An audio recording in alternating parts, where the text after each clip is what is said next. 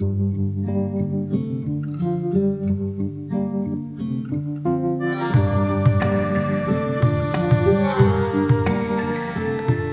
hello, subscribers and eavesdroppers.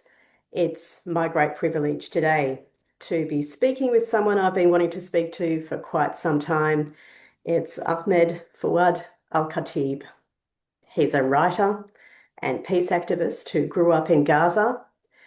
At the time Hamas seized control of the territory about 20 years ago, he was on a student exchange program in the US.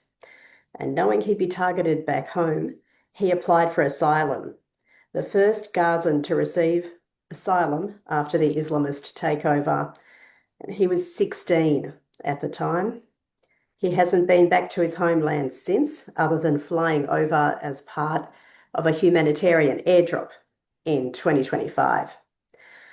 And during the recent awful Gaza war, he lost 34 relatives from his extended family in Israeli airstrikes on Gaza. So he speaks with a certain amount of moral authority.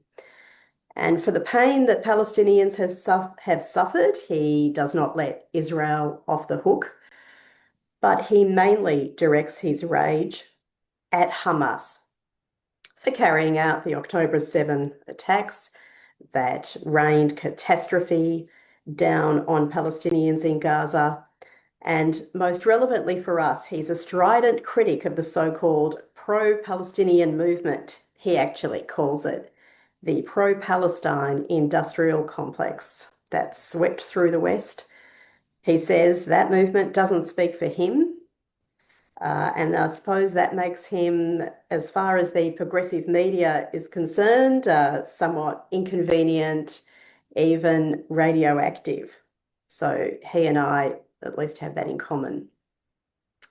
Ahmed is a senior fellow at the Atlantic Council, an American foreign policy think tank, where he leads a project called Realign for Palestine. And he's the author of a just published essay in the Jewish Quarterly that has the arresting title, Hamas and its 2 million hostages. And the Jewish Quarterly is these days part of the Schwartz Media Group, so it's an Australian-based publication. It's a fascinating essay, and we'll be discussing it and other matters. Ahmed, we actually have something else in common, which is that we both come from medical families. My family, my sibling is also doctors. I understand that you remain close to your family. You've got family still in Gaza. Correct. Well, good to be with you, and thanks again for the opportunity to speak, connect with you, your audience. And I have grown closer to my family, my community, and Gaza as a result of my departure from the coastal enclave, not further. Physically separated, spiritually, culturally, politically, and socially connected. I still have a brother in Gaza right now. He runs the field operations for a large international medical NGO. I have immediate first cousins and uncles and aunts who lived in our family building that was flattened by Israeli airstrikes. I have some surviving family members with whom I'm in touch. And I got some of my folks out. My mom is out of Gaza. My brother's wife and 4 children, 2 nieces, 2 nephews who actually survived the airstrike on our house and pushed their way out of the rubble with my brother. They're out of the Gaza Strip, and they're currently in the UAE. And I was very instrumental in getting them out.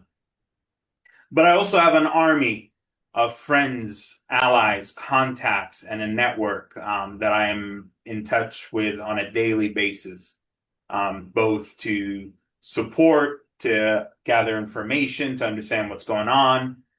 Some of it is humanitarian in nature, some of it is investigative information, understanding and gathering, if you will. And some of it is just to really get get a sense of the sentiments that people have on the ground. So I think the thing that leapt out of me when I started reading your essay was Gaza as a real place. You can't go on a university campus without people screaming about Gaza, emoting about Gaza, performatively talking about Gaza, and yet the real place and what is going on there, I have no idea. It's almost as if the media people aren't actually interested in the real place beyond it being this kind of symbolic theatre. So I just wanted to know, you're in touch with people there. What are things actually like on the ground at the moment in this real place called Gaza and not the Gaza of the Western imagination? Well, and I appreciate you framing it that way. But one of the things I always try to say to people before I even talk contemporarily about what's happening right this very second in Gaza is how, like, now it's a both a real place, but how Gaza's a complex and a complicated place. I have incredibly positive and amazing memories in Gaza. Some of my formative years I've spent there. I remember the beaches. I remember the food. I remember the family gatherings. I remember the like I was of the generation before social media, the last generation, I should say, and I got to experience and the abundance of cell phones and smartphones. And so that meant we consumed a lot of traditional television and series and movies, and there's getting together and camaraderie and watching things together, and then there's video games, and we would face, of course, a lot of hardships in our day-to-day lives, but there is beauty across Gaza. There were stories and memories and that some of that perseveres even to this day, as much as Gaza's devastated, it's painful, it's full of hardship and pain and suffering. These are real human beings whom, unfortunately, for elements of the media or even elements of people who proclaim to ultimately care about the Palestinian people, there's somewhat of a convenient desire to always show like the boo ha ha, these are the sad victims, come and cry, show how weak and pathetic and in pain you are. But you look at parts of Gaza right now and they have little cafes and like they have little cars going in places and people are moving and some people are getting married. And some people might look at that and say, this is an example of perseverance. Life goes on. Some people are like, oh, I thought Gaza was a genocide. Why is there this, like, there's life going on? And so by painting Gaza in these very reductionist black and white point of view, we forget that even amidst the devastation, 2 million people are living their daily lives, however rough, horrible, surrounded by, for many of them, rubble, danger, sewage, etc. So anyway, I feel really seriously passionate about highlighting that because these are real people, not numbers.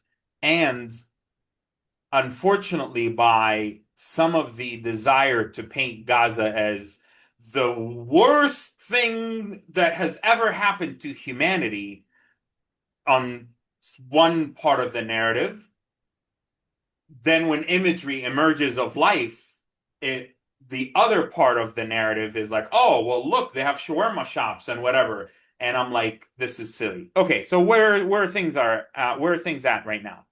Um, you do have multiple threads going on. You have a stalled out political process that has failed to lead to the implementation of Trump's 20-point plan that was primarily centered around the idea that Hamas is going to disarm.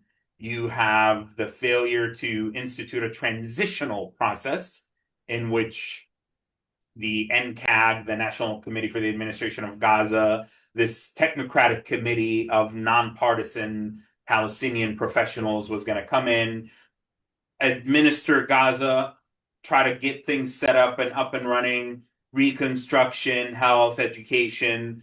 slowly get it to a place where Gaza is demilitarized, the Israeli army pulls back, you have a new security and service apparatus, if you will.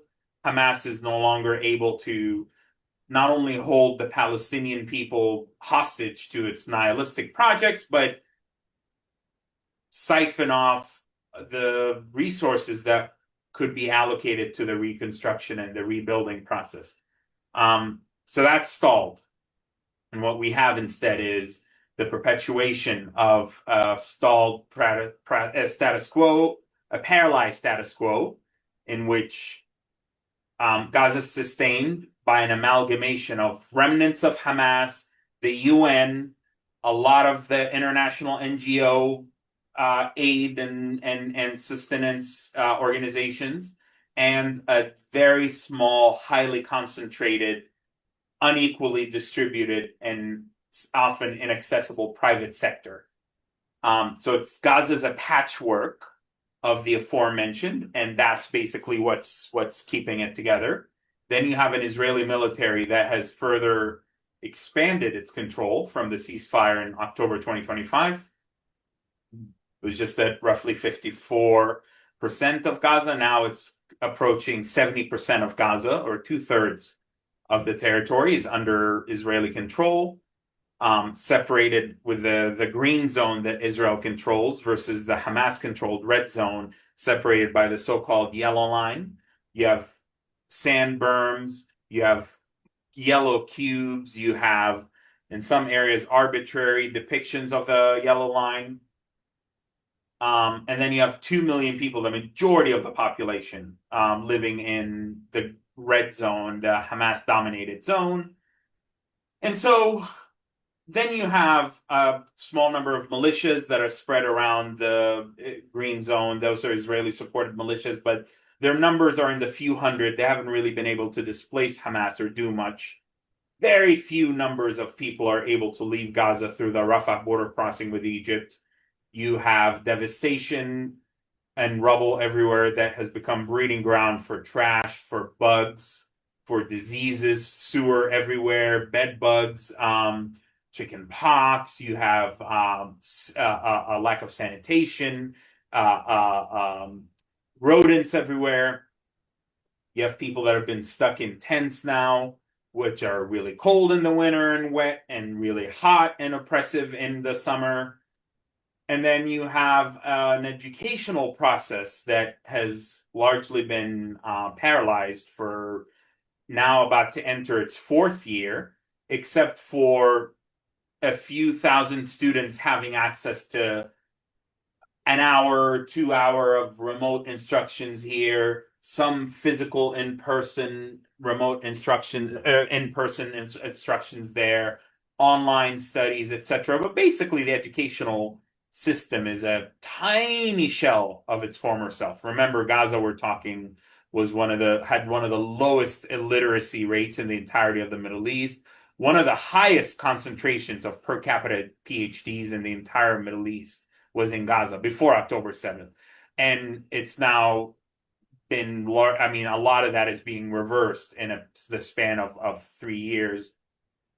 So yeah, it's a challenge. And I'll finally just say that, on the other hand, we're in his purgatory whereby it's not full-on war, that the kinetic phase of the intensity of the war has subsided drastically, but it's not a state of peace either, because there are regular Israeli airstrikes that are targeting Hamas operatives, but are often resulting, unfortunately, in innocent folks getting caught up in the middle, either as collateral damage, quote unquote, or because of just the nature of the strikes themselves. They hit a vehicle in an area where there's a large number of civilians. Hamas, the horrendous terror group, is back largely in control from a security point of view. They've imposed their grip on the population. They have tortured a bunch of people, including a ton of my friends. Gaza's hospitals are torture dungeons. They're interrogation dungeons. Hamas is attempted to rebuild some of its capabilities, while the terror group is a shell of its former self. It is no longer a real strategic threat to Israel in the way that it was on October 7th. because it's been contained and it's been pushed into this pocket of Gaza, it can nevertheless pose a threat to an Israeli force that seeks to further invade Gaza. The tunnels are there. They're recycling a lot of the unexploded munitions. Um, and so mainly Hamas's power now is, and thus the title of the short book is inwardly focused and facing, such that the only leverage they honestly have is control and dominion over 2 million Palestinians and controlling their fate and ensuring that Gaza remains as miserable as possible so that they extort a political price from the world to make sure they don't have to disarm, they don't have to give up their control, and to, in the process of doing so, keep up the pressure on Israel by pointing to Israel as the sole culprit of the crisis, when in fact Hamas, and I'm not saying that in any shape to defend Israel, Israel bears a tremendous amount of responsibility in what's going on, but Hamas, nevertheless, it has a strategy that relies on Palestinian suffering to be able to delegitimize Israel, thinking that, I don't know, the ICJ and ICC genocide cases, or the arrest warrants, or the protests in America, or the midterm elections, or the shifts in the Democratic Party, or the shifts in Europe and Australia and Canada are somehow going to improve the odds of the terror group outliving the Netanyahu government. And again, in the process of doing so, holding 2 million Palestinians hostages in the Gaza Strip. I I picked up to your essay, and I expected it to be a heavy strategic work about what has to happen to move things forward in Gaza, ambitious plans for the future. And I was sort of fascinated and quite delighted to find that, in fact, it was a retrospective. It was looking back at the past, and you told the story of how Hamas took root in Gaza, how it took over, how, as you put it, it manipulated and brainwashed the population. You have this incredibly vivid bit in it where you talk about how the activists even went into graveyards at night and splashed cologne over the graves, so that people will think that martyrdom makes your blood sweet, smell sweet. Um, Mm-hmm.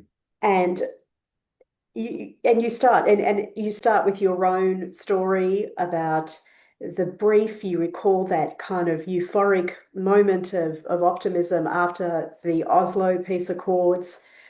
Your family came back from Saudi Arabia to Gaza. You described how exciting it was to have a Palestinian passport, fly on a Palestinian airline, uh, go to Gaza International Airport, and just be there at this time when there was this hope and this building of institutions, and an independent, what the start of an independent economy, and all of that, and how it gradually went south. So you tell us that Mm-hmm. one of the first things that Hamas did, when, if not the first thing, when it took power, was police what women wore, right? It would go into the up and come up, slightly upmarket neighborhoods of Gaza and throw acid on the women who were wearing Western dress and so on. They would incite young people to burn bars that served alcohol. So I guess I was interested in why, because I imagine a lot of people would say, yeah, yeah, we know what Hamas is. Why did you decide that it was important to revisit recent history? Because I feel like in part, a lot of the newer generations of activists or the pro-Palestine movement, or even to be honest, a lot of the pro-Israel folks, like newer either entrants to the scene or activists or whatever, they don't know a lot of this history, A, and So that has led to either the normalization of Hamas or the whitewashing of the terror group, or kind of like the just people forgetting like the roots of this and like where Hamas came from. So that's number one. Number two, um, like we have like Hamas was built upon an oppressive, rotten infrastructure that was deeply inconsistent with the original iteration of Palestinian identity, the Palestinian people, and like the even the Muslim dimension of being a of the Palestinian people.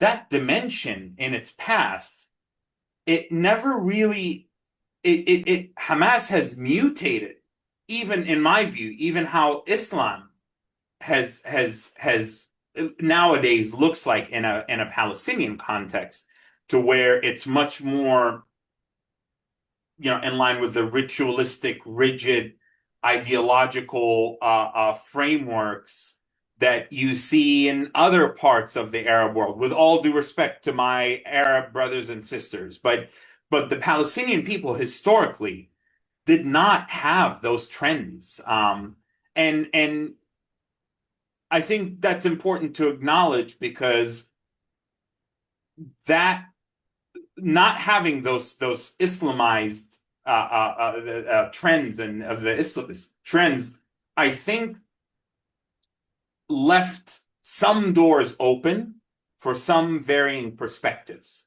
for some small. There was still, even among Palestinian nationalists, there was some and quite a bit of rigidity, but it still left enough space for someone like Mahmoud Abbas, as much as we might loathe him in a contemporary sense, Abu Mazen, the current president and chairman of the Palestinian Authority, for someone like him in the 80s to begin thinking in the late 80s about trying to be part of the Fatah PLO wing that seeks peace negotiations with Israel and kind of go against the rest of the Palestinian national project. That idea was born out of a secular environment. In a highly Islamized society, what Hamas did is it actually moved the Overton window, where even the guys in Fatah, even the guys in the PLO nowadays, they themselves have had to maintain their political and social relevance.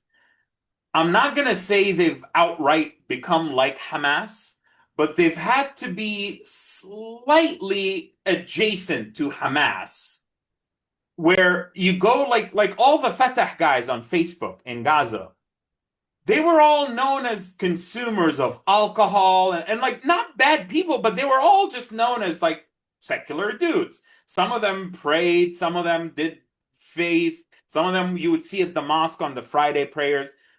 But you go to like a lot of Fatah guys during the like in like the last 2.5 decades or 3 decades, like especially 2 decades since Hamas took over, and like every other day there's like a religious post on their thing. Like, and these are the secular guys.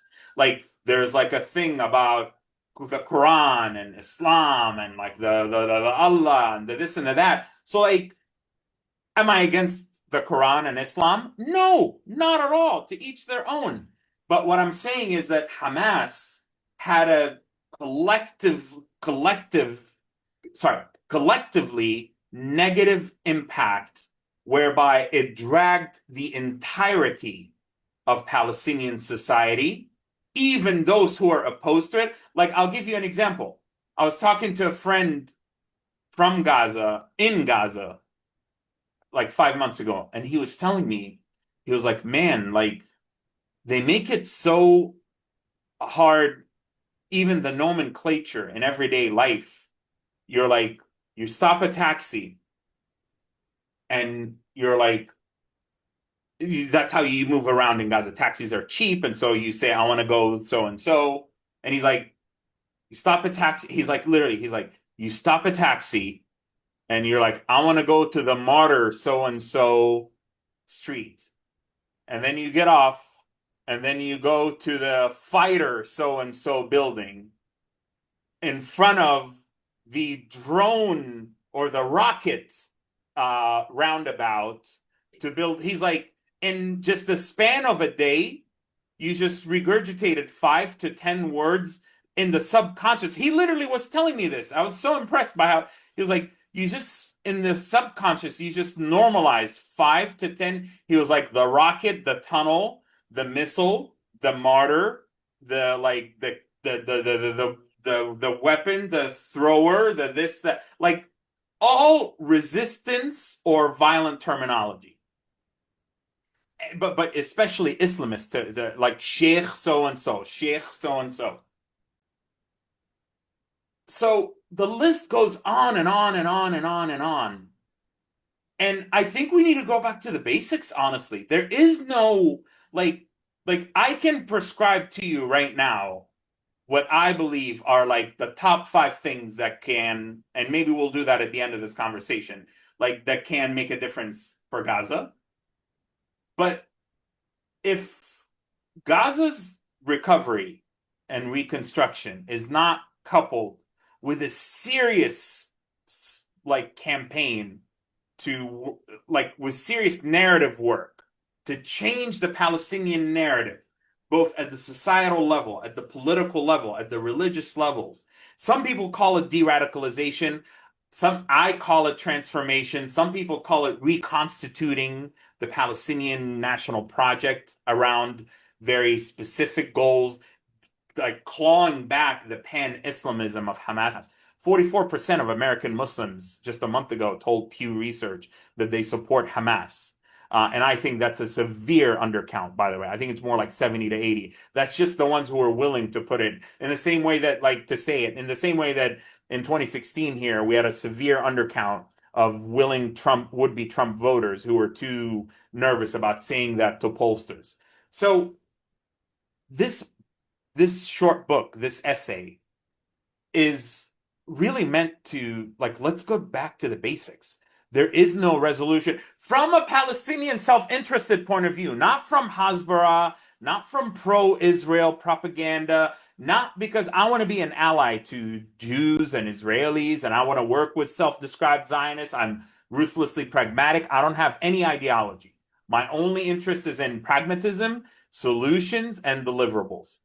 And so that's my approach. But like it's not my job to like defend Israel or like the Jewish community and the pro-Israel community. They also have their own issues to deal with and whatever. I am strictly actually saying this and approaching this from a pro-Palestine point of view.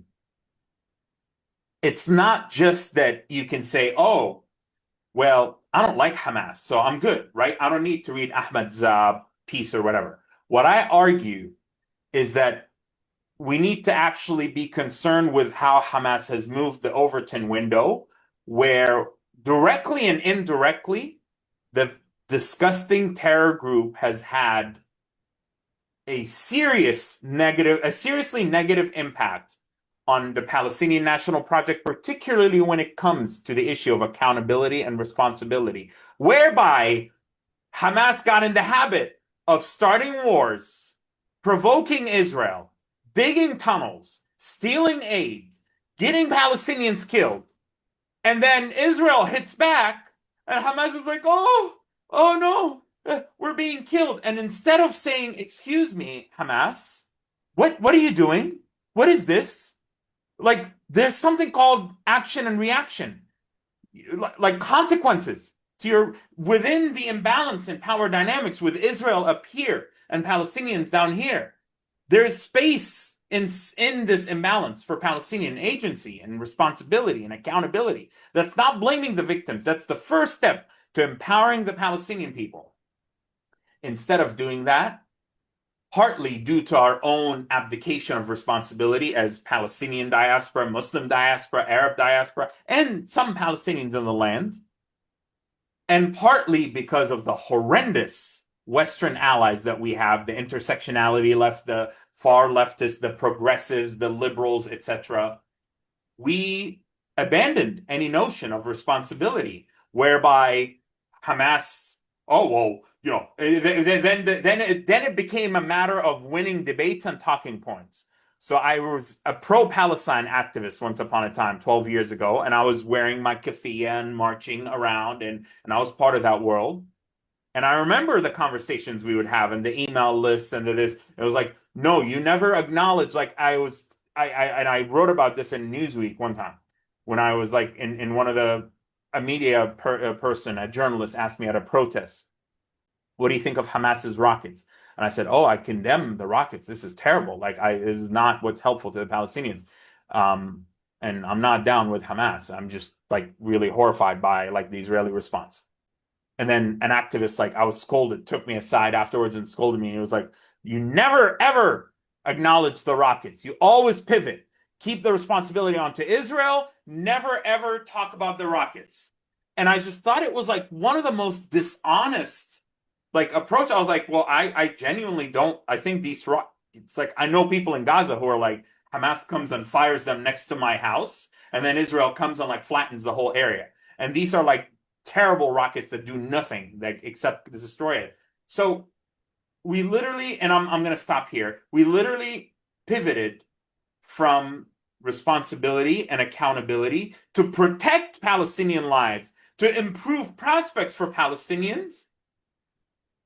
Instead of focusing on that, we moved towards talking points. How do I pivot? How do I sound smart? And how do I basically make this all Israel's fault? And so you tell me, like, is that not a system-wide degradation of the discourse that ultimately Hamas began? And to their credit, as much as I loathe elements of the Palestinian Authority, the PLO, etc., I mean, the PLO did some horrendous things, but they walked out of Beirut. I mean, they were partly forced, but they surrendered effectively. They left.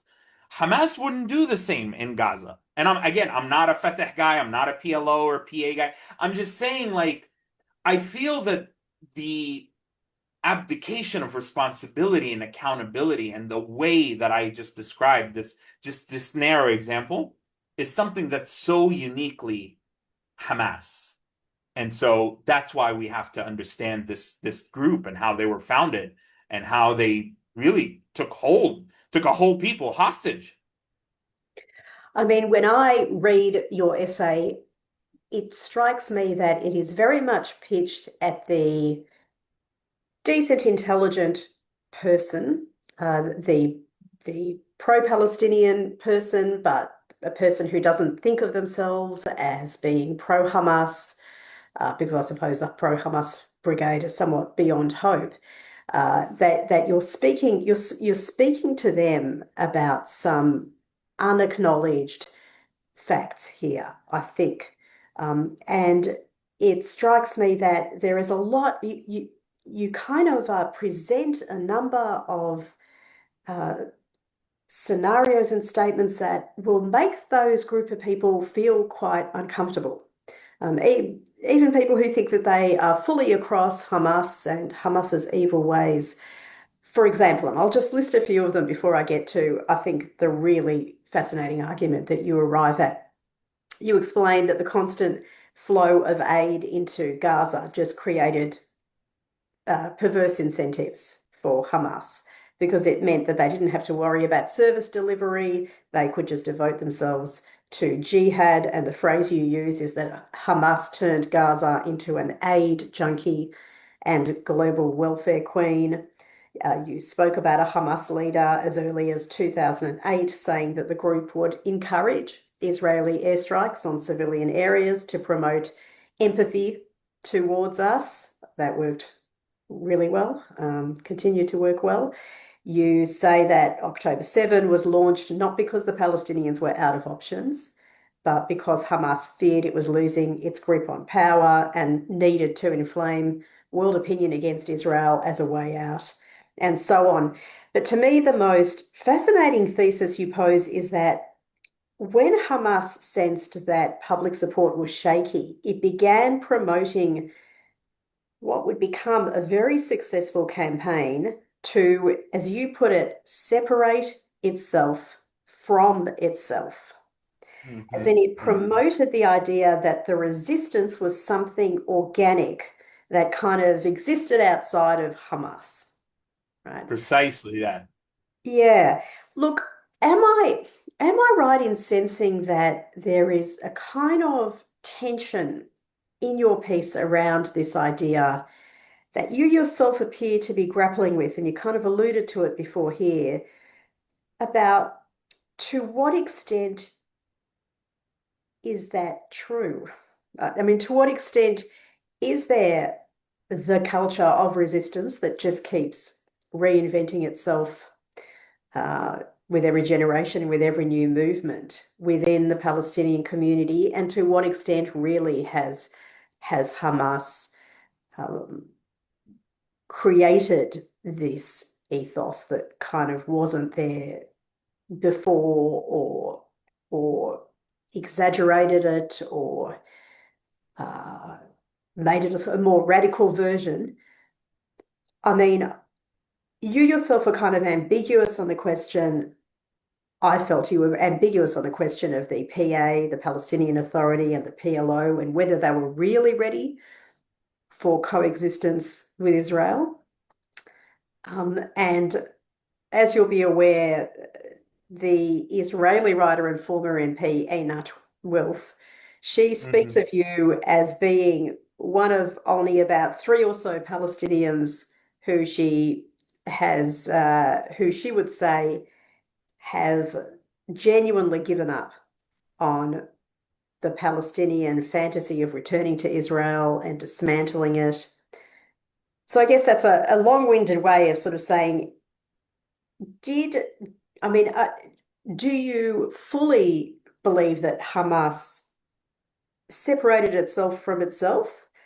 Or is it more the case that the resistance never died and was always separate and to some degree still is?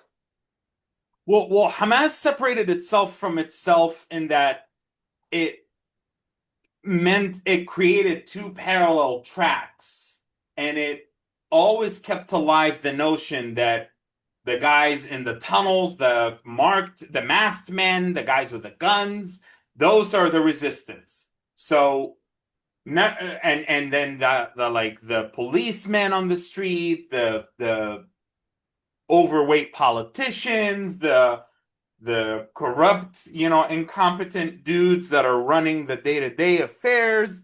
Like, on the one hand, they're good people, but on the other hand, you can be mad at them. That's fine. But like, I mean, don't protest against them. Don't like say you're going to replace them. Don't you dare ask for but like if you're going to be angry, like you're allowed this small little window to direct your anger towards these guys, but not the resistance guys. And I mean, so after the PLO and the PA renounced violence, there was this gap of the idea of resistance. And because the right in Israel and whether like the chicken or the egg, was it Israel, was it the far right who kept the settlements going on, or was it Hamas's terrorism that made some in Israel reticent? Like basically the PA gave up a lot and gave up arms, and the Palestinian Liberation Organization rather gave up armed resistance, and there was a gap, khalas, like they were supposed to have peace and statehood. And when that didn't pan out, the PLO didn't officially go back to resistance per se, even though Arafat, well, he started the Second Intifada and then he started Al Aqsa Brigades. That's a small wing under Fatah. So he tried to play a double game, but it wasn't like it was all it was a very like hush hush, subtle, quiet game, and it didn't have the mass appeal. It didn't have the kind of propaganda that Hamas and the Muslim Brotherhood did. So there was my point being that there was a gap when it came to the resistance narrative. Hamas, on the other hand, had never, even throughout Oslo, never gave up on the resistance narrative. And so from the late 80s all the way to the early 2000s with the Second Intifada, they only steadily increased their presence, their relevance, their lethality against Israelis, the inability, they became uncancelable. You couldn't cancel them. You couldn't get rid of them. Arafat really screwed up by trying to be too accommodating um, of them on the one hand, and on the other hand, I actually genuinely think, and I've spoken to like Fatah officials who said he also tried to use them to play against Israel to to. So anyway, why am I saying all of that? Hamas was There was no competition for Hamas when it came to the resistance narrative. The resistance narrative was therefore consistent, and it only grew with the withdrawal of Israel, and Hamas is able to now hold territory effectively. So it went from being the invisible guerrillas that emerge at night and in tunnels to like now they had camps. You saw them in regular parades. They had vehicles. They had technicals. Kind of like that's what was unique about Al Qaeda in Iraq or later ISIS is that we went from just the invisible guys in caves in Afghanistan to guys that held vast territories and vast parts of nations. So Hamas succeeded in the manipulation game, and unfortunately, a lot of people in Gaza fell for, okay, we don't like Hamas, but we like the idea of resistance. And therefore, Hamas created this cognitive dissonance that started cracking, by the way, before October 7th, in terms of the policemen in Hamas's daily governance apparatus. Because a lot of these Hamas terrorists, the resistance guys, a lot of them, they have day jobs. They don't do resistance full time. Only a few of them do it full time. And so some of them are doctors, they're engineers, but a lot of them, they're part of the security and the police and the intelligence apparatus. So starting in 2019, when there were mass protests against Hamas under the "We Want to Live" banner that I talk about in the essay in the book, a lot of Gazans started registering that the resistance guys are the very same guys that are beating us, that are torturing us, that are hanging us upside down. Same thing in 2023, a few months before October 7th. And then during the war, when Hamas's police forces were routed essentially by the Israeli military, only the Al Qassam brigade guys, the resistance guys, were available to be actual enforcers as like law enforcement for tax collection, for the beating of Palestinians, for the killing of supposed collaborators. So that separation, Hamas separating itself from itself, they then came back and merged again. They became one and the same. So does that make sense? The arc that journey came back together, and I believe, and this is why I'm doing what I'm doing, this is why I'm speaking out, this is why I'm writing this is why I'm on social media, this is why I'm traveling the world.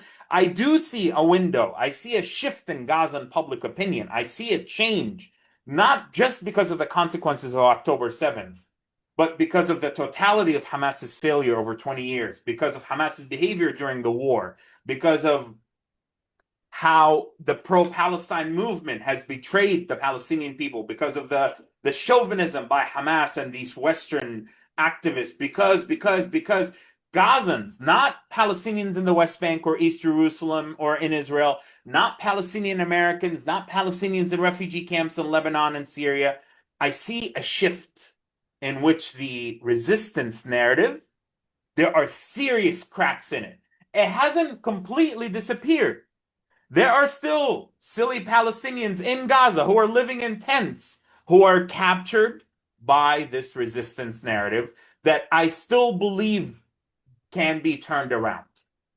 Nevertheless, there are massive numbers of the population. I would argue well over 50%, for whom a veil has been lifted, for whom there's an opportunity to take them on a journey away from the resistance narrative towards the nation building agenda in pursuit of peace and coexistence. I respect Einat Wilf. I consider her a friend. I fundamentally disagree with her ferociously that it's just three Palestinians who want to it's just three Palestinians who might be outspoken in saying this, but I do not privately, I have never, ever, ever, ever, ever, ever, Julie, I'm repeating this for on purpose. I have never in Gaza, in the United States, Palestinian from the land, not Palestinian American, not a US or a Western born kid that doesn't know what they're talking about. Palestinian from the land,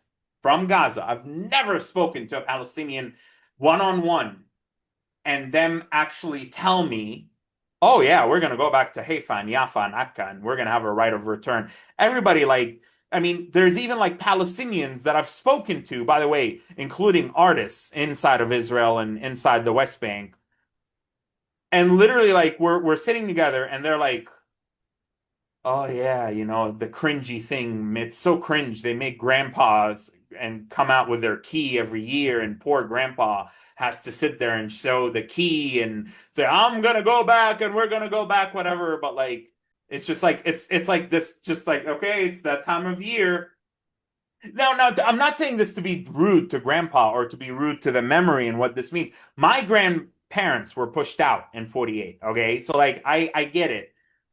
But beyond the symbolism, the same people who in private will tell you like we don't believe it, they might stand there in public next to a bunch of people who are saying, "Yeah, right of return." Because again, it's the one public taboo that it's very hard to hold your ground in the Palestinian community and say, hey guys, we all say it in private. We know that Israel is here to stay. We know we want to work with Israelis. We know that like Jews are not going to pack up and go to Europe. They've lived here we've had like 3 generations minimum of of Jewish Israelis who were born here. This is their home. Not Poland, not Germany, not Iraq or not Morocco. Israel is home for them. They have a right to be here.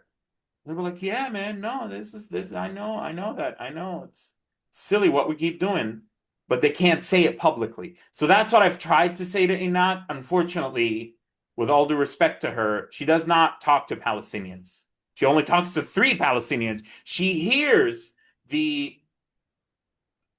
either the horrendous narratives from the Palestinian Americans and Western Palestinians who I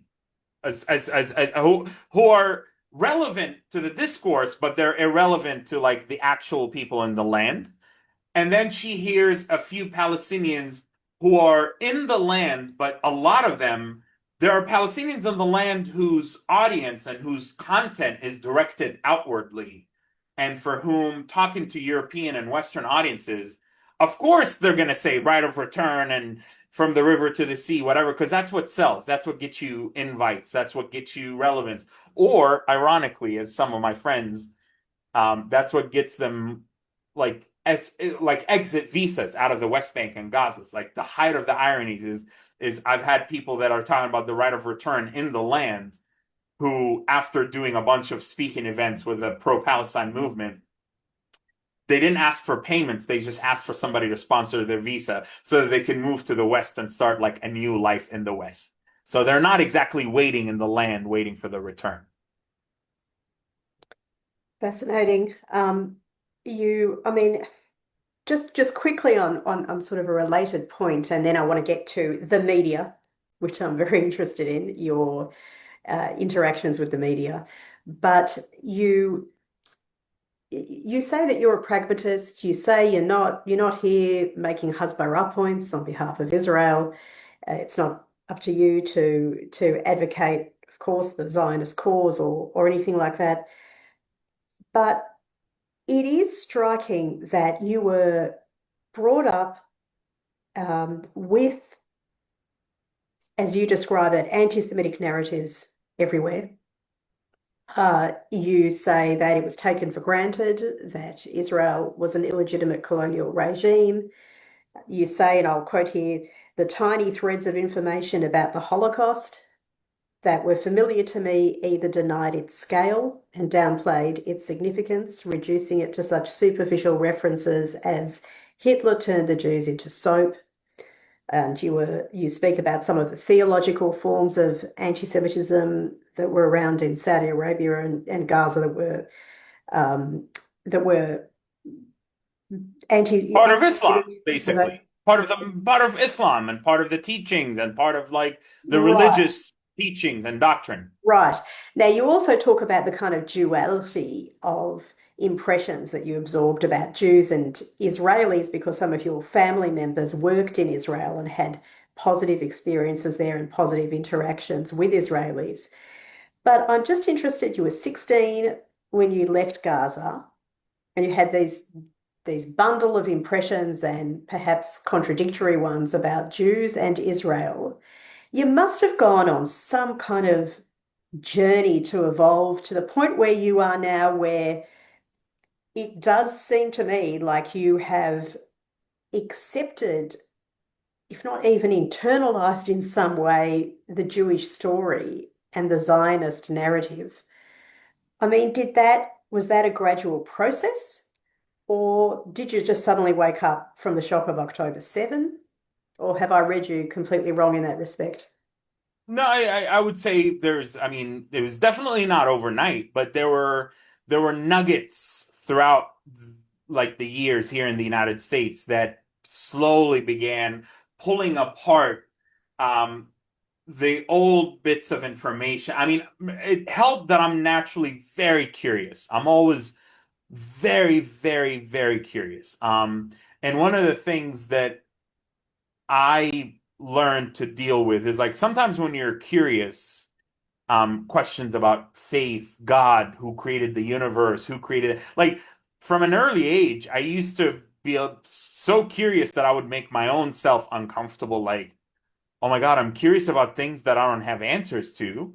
But I very quickly learned to engage in emotional blunting to accept that like I'm not gonna not be curious in pursuit of like ignorance is bliss, you know? So like anyway, when it comes to Judaism and the Jewish and the Israeli narrative, on the one hand, at first when I came here, like I had some like what you would call like classic anti-Semitic thoughts and sometimes speech. But then I was in a Jewish Palestinian dialogue group that introduced me to Jews, and I sat down with Israelis and Jews for the first time ever. And some of it was kumbaya, some of it was like slowly hearing other stories, some of it was slowly being in spaces where we disagreed. And I was young, and it was incredibly helpful to just be to be into it. And then I got over dialogue, and then I stepped away from it. Then I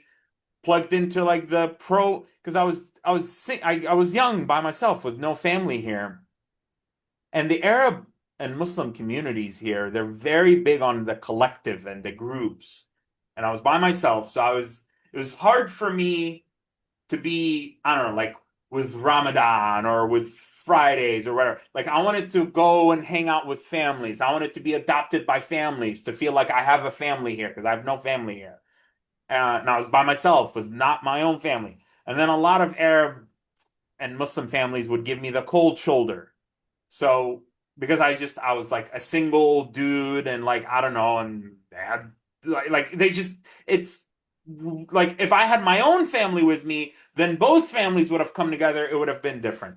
So then I was like, fine, then I guess I won't find acceptance here. I thought maybe in the like Palestinian pro-Palestine activism space, I would find camaraderie and community. And to be honest, there were times when there were some interesting people there that I met that I appreciated knowing, and I learned a lot about just the world and the universe, whatever. And there were times when I'm going to be honest with you, like it was obnoxious, and I forced myself to be in those spaces just to feel like I had a community. I'll never forget it. I mean, there were so many things I wanted to include in the essay, but that's why it's not an exhaustive, it's not a full memoir. And there'll be other opportunities for me to write things in the future. But But like, I'll never forget this Palestinian Christian woman, and I was 17 and I was applying for political asylum. And she was telling me that this is terrible. You're applying for asylum here, and you're fulfilling the Zionist plot to empty the land of its people, and like, yeah, this is horrible, and like, you're leaving Gaza. And I was like, well, would you like to like go to Gaza? Like, would you like to trade places? Like, my Palestinian Authority passport is very warm. Like, you're welcome to, it's in my pocket. You're welcome to trade it. Like, and I just, it was pompous. It was like, and someone might say, Ahmed, that was just one individual. How stupid to judge a whole community just by, but like, and I'm not saying the entire, I'm simply talking about consistent patterns whereby I ran into attitudes that I didn't feel were helpful, were contextual. I felt like I came from an entirely different culture. This is not even remotely my culture. Like Palestinian Americans or Arab Americans or Muslim Americans, like night and day to the lived experience. And yes, like that's fine. Okay, that in and of itself is fine. But trying to then have some of those folks dictate to me how I should speak about Gaza and Palestine and this and that was a challenge. So then I was in and out. I was halftime in those groups, halftime in like Jewish Palestinian Israeli dialogue groups. And I was oscillating and I would get annoyed with one and I would go to the other. I would get annoyed with that. So like I kept doing this dance until I realized in 2015 on the wall you see planes behind me, you see those flags and planes. I try to build an airport, a small airfield, an Israeli approved, internationally run, non-Hamas controlled airfield in Gaza as part of a nonprofit that I launched to facilitate freedom of movement. And it was really then that I discovered the depravity of some of the pro-Palestine movement when it came to trying to pragmatically get something done that actually helps the people of Gaza. Some people were like, oh, well, things are so bad in Gaza. You're going to empty the land of its people. It's better to leave them there against their will so that they don't leave. It's kind of like what we're hearing people say about like, what we heard people say about like, so supposedly there's a genocide. You would think you would want to get people out of the genocide, but like they were like, no, like don't get them out of Gaza because that's ethnic cleansing. So like, which is it? Do you want people to leave Gaza? Like Gaza was the only place in modern conflicts in modern history where people were not really able to leave the conflict zone.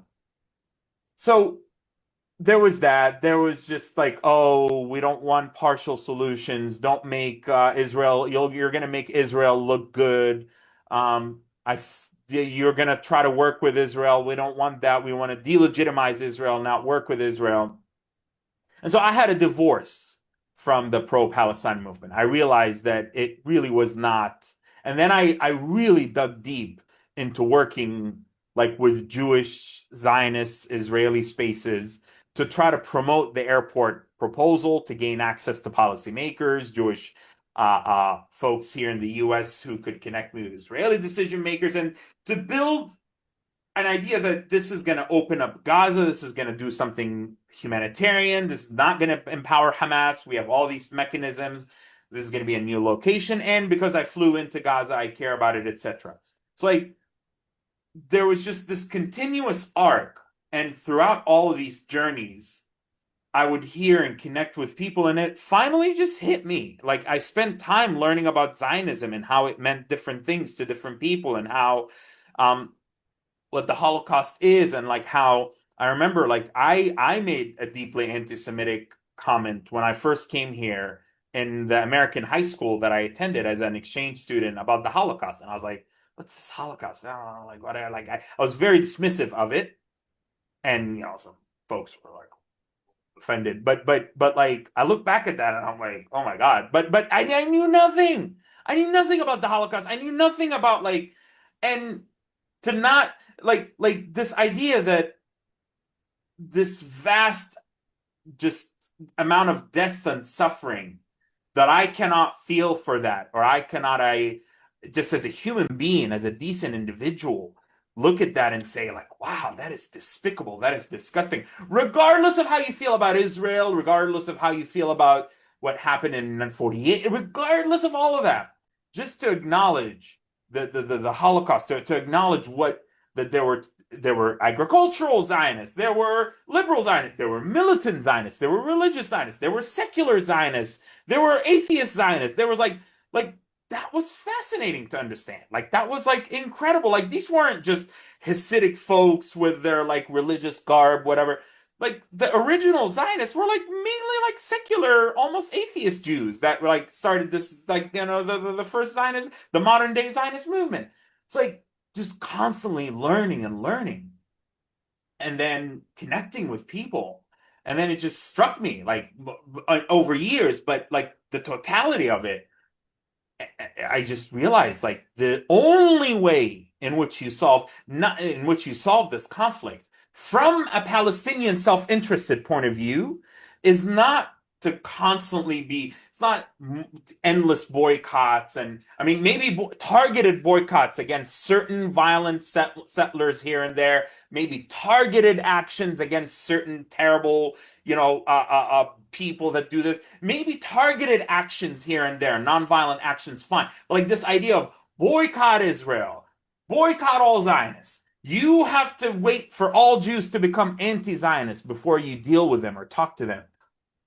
Again, from a Palestinian self-interested point of view, we need Israelis, we need Zionists to be a part of the solution. And not just the leftist Israelis, many of whom I love and respect and appreciate, but that remains a segment of the broader population. I want the otherwise unreachable audiences. I want the folks who unfortunately have been neglected by the pro-Palestine industrial complex, have been demonized, and in a sense, have not been exposed to Palestinians, and therefore it's been easier for them to dehumanize all Gazans and all Palestinians. So that's, I would say, the arc of my journey. And I assure you,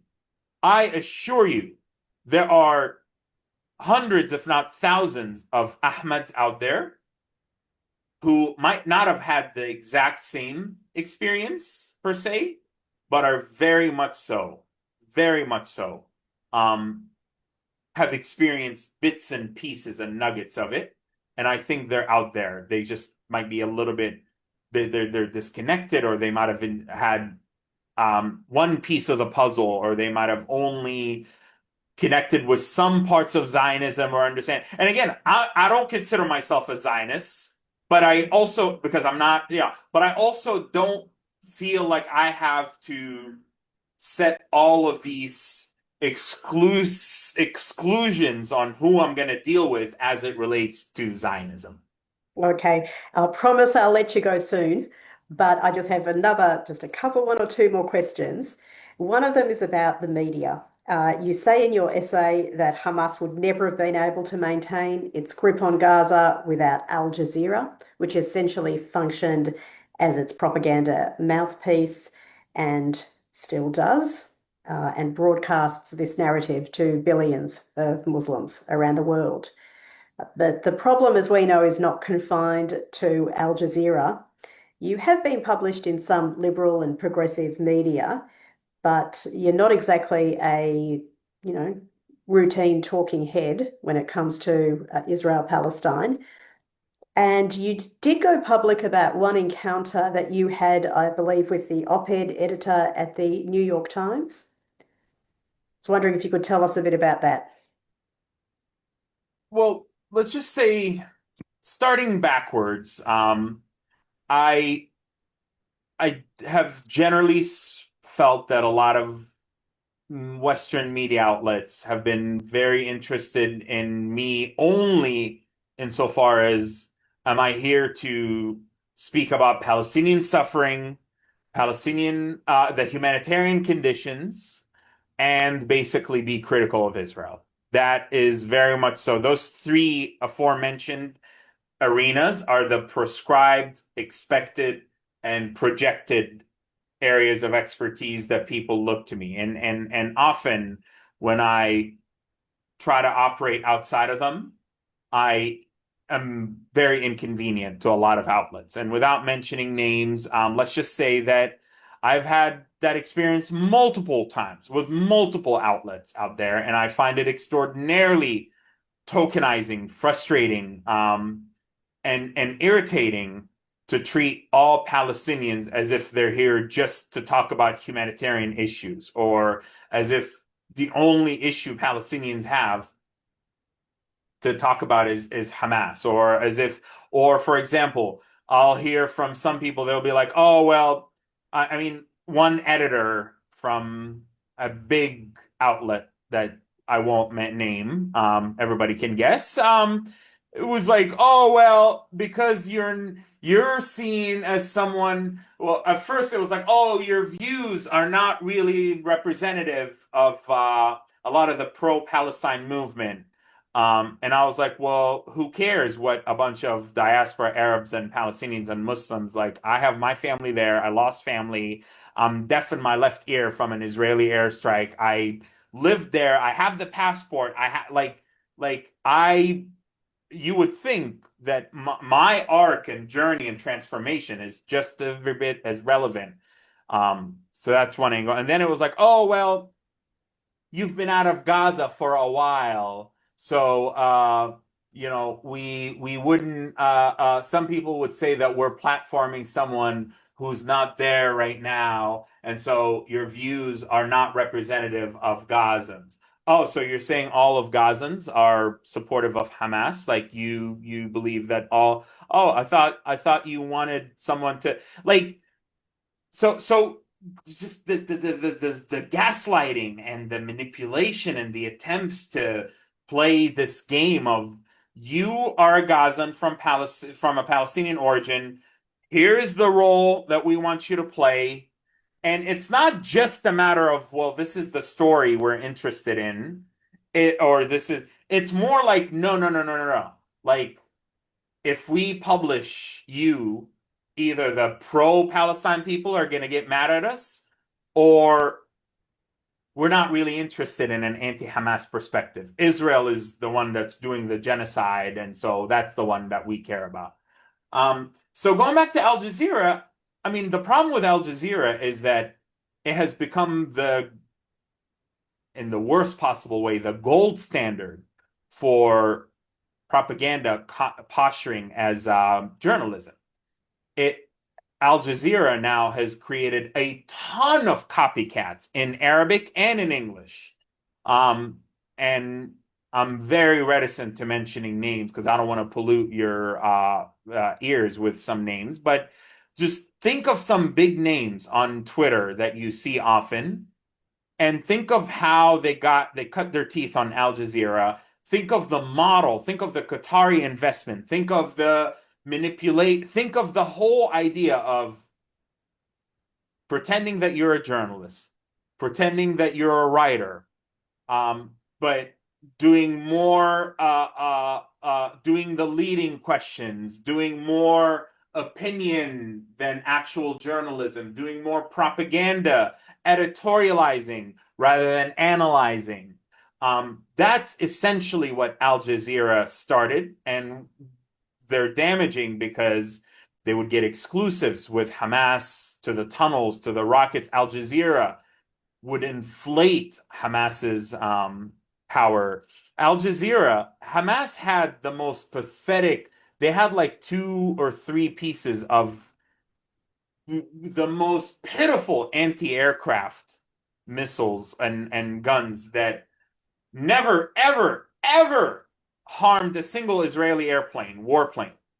But Hamas claimed that it has the Al Qassam air defense units, and Al Jazeera would do these exclusives and the editorial and like Al Jazeera, Hamas Al air defense units, and then the Hamas like had like a single like torpedo that was basically a bunch of like propane like tanks put together. And Al Jazeera and Hamas did this co-production. Like Hamas has a smart torpedo at the beginning of like at the beginning of October 7th. And then it was like these like paragliders and like Hamas has an aerial unit. Like they literally turned Hamas into like an army. And when all that stuff failed and like collapsed like that in 2 seconds, then the narrative shifted to, oh, well, it's genocide. But periodically, Hamas is going to do these ambushes that, by the way, the actual raw footage, because the Israelis showed it when they intercepted it. So they would show Hamas, a guy in like flip-flops and civilian clothes, which is illegal in international law, and that's that compromise. The Al Jazeera would show Hamas's videos that would broadcast millions, hundreds of millions, billions across the universe with an upside down triangle. A guy coming out with an RPG, he hits an Israeli tank, and in super slow motion, they just show the RPG going off, and you just see this impressive ball of flame, and you're like, and Hamas is like, we've destroyed like 800, destroyed and damaged 800 Israeli tanks. And literally, the Israeli army later, when they invaded, they captured some of the same footage, unedited, and these like they show a bunch of Israeli tanks after the ball of flame, like literally just driving off. Like an Israeli tank gets hit like 3 or 4 times, and their armor is so thick that Hamas's RPG does absolutely nothing because they have the active protection. But Al Jazeera and like Al Jazeera only shows you what Hamas tells them to show, which is the ball of flame. And then people in America and on college campuses are wearing Hamas headbands. And young, dumb, clueless Americans are like, Hamas is resisting. What do you expect? This is like the resistance. This is like Algeria against France. This is like, oh my God, Ahmed, you Zionist spy, traitor, scumbag talking against the resistance. What is wrong with you? It's like on and on and on and on. But again, so it's Al Jazeera and it's Al Jazeera copycats.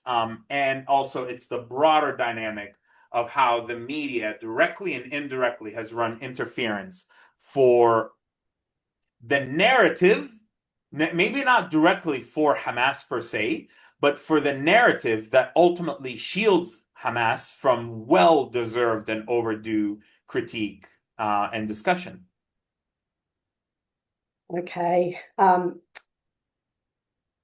wanted to just briefly touch on your view of the Australian government's posture, foreign policy posture, recognising Palestine, one of a number of nations, Canada, UK.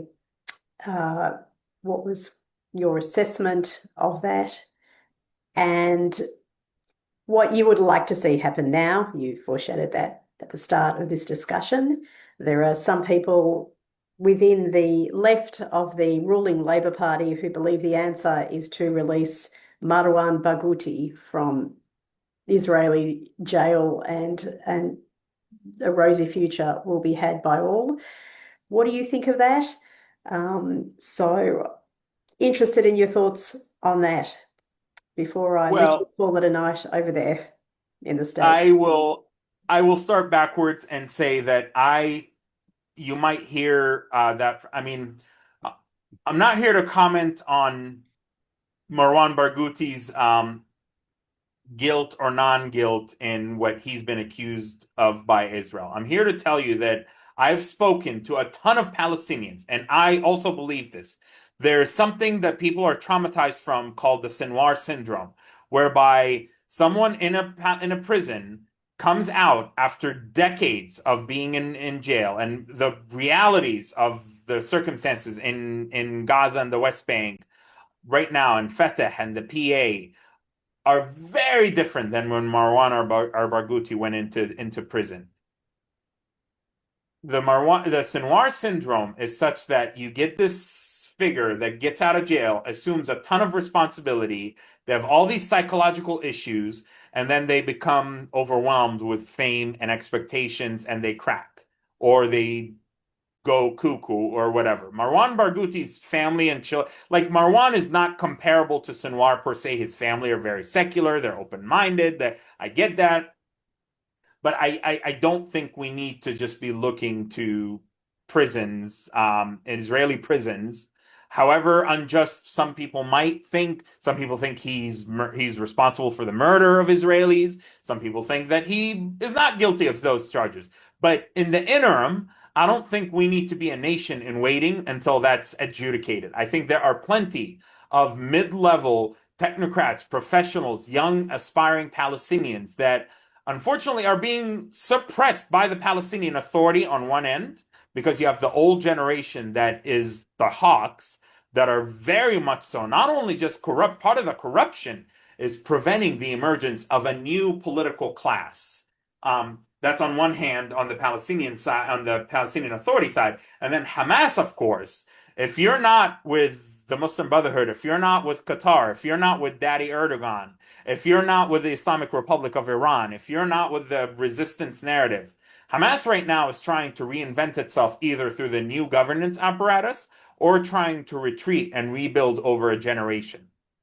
So if you're not a part of that, somebody who wants to rejuvenate, de-radicalize, transform, peace with Israel, Gaza's development, move away to the nation, move toward the nation building agenda, they're not going to allow a new political class to emerge, which connects to my earlier point. And I'll be honest with you, I was, and somewhat, I guess, you can say, like I was in favor of recognizing the Palestinian state. On the one hand, and I on the one hand, I wanted to signal to the I wanted the international community to signal to the Israelis that to the Israeli right that you cannot wish away the Palestinians. You cannot simply erase them out of existence. On the other hand, I felt this even back then, and I feel it much more so now. The recognition, aside from the obvious fact that it did nothing on the ground per se, other than maybe increase some of the boxes that say Palestine or State of Palestine in some forms, it might have minuscule legal returns, if you will.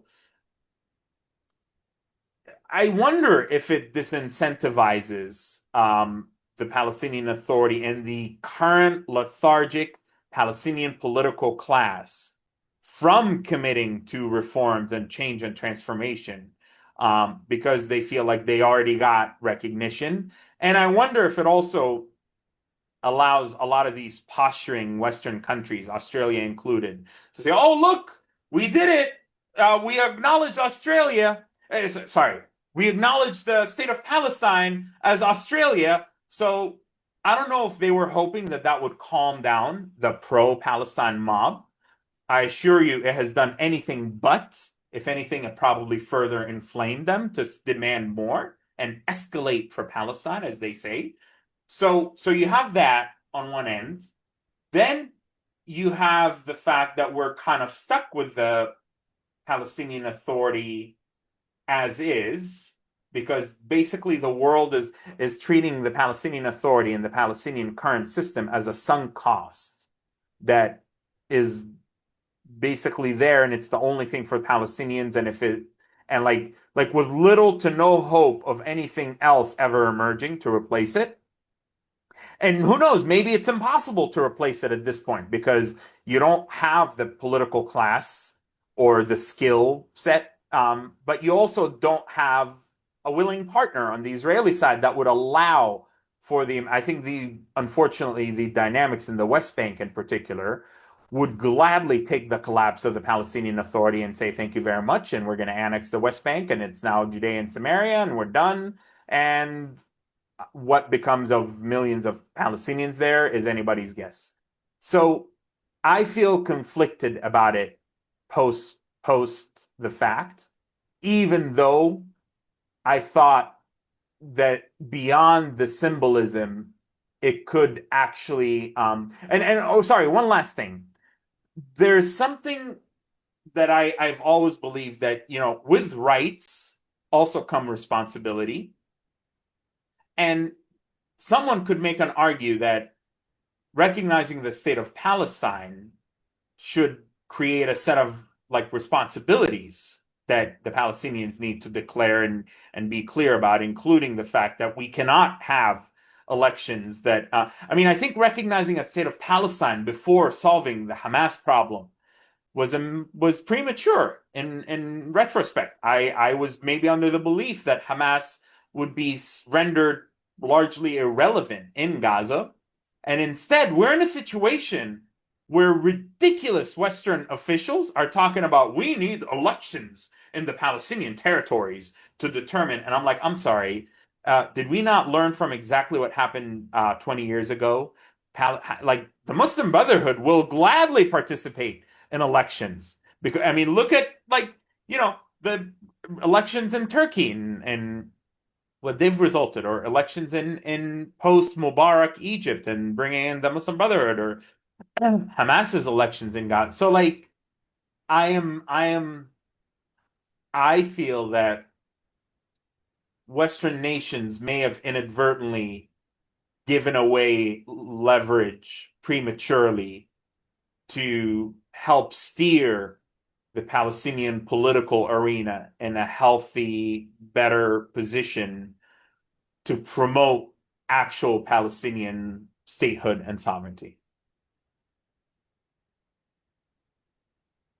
And so I'll let you perhaps, if you want to just go through in quick dot points, what you think can happen now and should happen now. So, I mean, we could all talk about what we would like to happen, but what, as a practical reality, do you think uh, can happen now in Gaza to get things moving in the right direction? Off you go.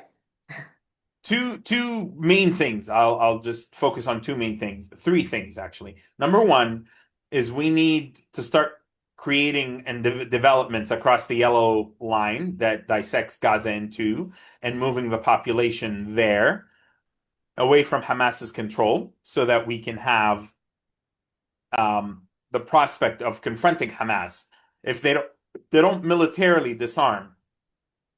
If they don't disarm or give up control of the territory and they want to fight it out with Israel, that's their problem. But I want to take away their ability to continue holding Palestinian civilians as hostage and shields. But also, it would allow for maybe the emergence of an Arab force or an international force or private force or Palestinian force that can slowly move into those areas and clear Gaza out sector by sector. So that's number one. Number two, I would like there to be serious narrative work done in Gaza to not just rebuild, but to actually make it clear that, like this whole like Gaza's just going to be destroyed and then we're just going to pour billions in like we've done for 20 years. Like a new covenant between the people of Gaza and the rest of the world and the Arab world and to say that this is Gaza's last war. This is the last time Gaza is being rebuilt. There is an expectation that Gaza is no longer a platform for resistance. Gazans are not going to be a refugee population. They're going to be citizens of Gaza. They're not a people in waiting for Haifa and Yafa and Akka. They belong to Gaza. Gaza is the homeland. And so Gaza is going to become the best possible version of itself. And peace with Gaza will have peaceful relations with Israel and with Egypt and with its neighbors. And in exchange, Gaza will absolutely be on a path to develop, to be integrated into the region with Saudi Arabia through a corridor with fiber optic, a pipeline, a rail that connects it through the Negev desert, through Jordan. Gaza will have a seaport, an airport. Gaza will export Saudi and Emirati and Gulf oil from its shores onto Europe. Gaza will have a functional airport that connects it to the outside world so that we can leave through a non-Israeli and non-Egyptian entry and exit point, leveraging airspace directly over the Mediterranean.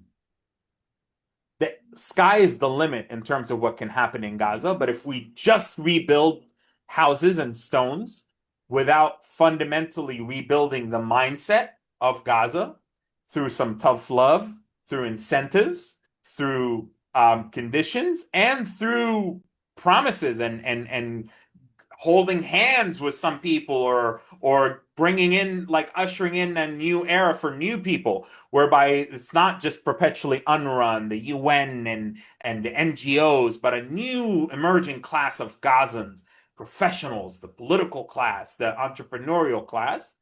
I think the transformation can absolutely happen, but we can't just wait until Hamas disarms. We have to start moving people across the yellow line. Um, that way, if Israel wants to go after Hamas, have at it. Just let's. We cannot do what we did for 2 years, which is have basically the civilians caught between a merciless Israeli war machine and a ruthless terror organization. Well, all power to you. I hope that everybody should read your essay. I will include how people can get hold of it and the details. And Ahmed, thank you so much for speaking to me. I mean, I could keep you here for many more hours.